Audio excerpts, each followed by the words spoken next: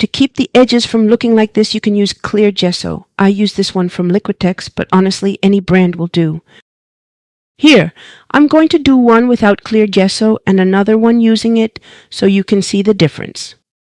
I like to use a brush for this, but make sure to clean it really well afterward, or just use an old one that's already a bit ruined, because it'll end up getting stiff anyway.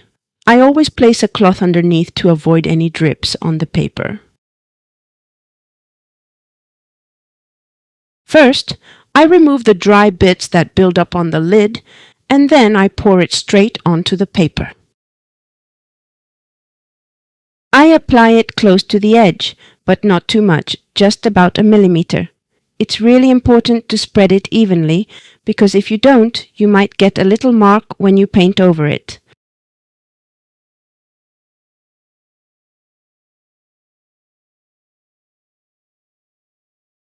Make sure there are no clumps left. Then, just let it dry for a while or use a heat gun like this one to speed things up.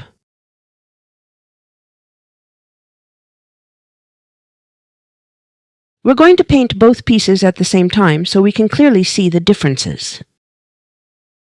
Let's start with this bright yellow. It's a strong, cheerful color that always catches the eye.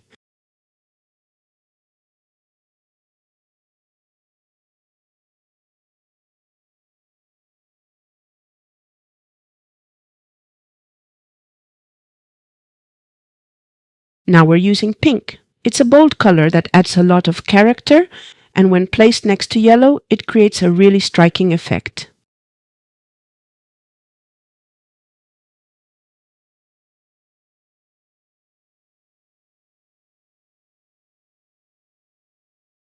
Next up is blue. It adds weight to the composition and helps balance the warmer tones.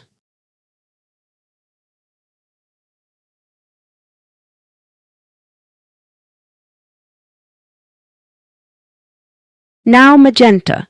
It's intense and creates a sharp contrast with the blue, which makes everything stand out more.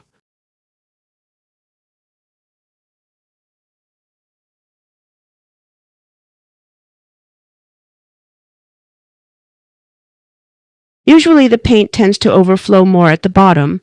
I think it's because of how the strokes move downward. And finally turquoise. I love how vibrant and fresh it looks, especially near the yellow.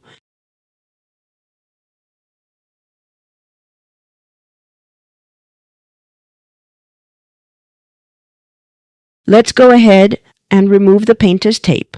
You can already see here that some paint leaked underneath. At the top, the edges are usually straighter and less noticeable, but the bottom line is almost always the tricky part.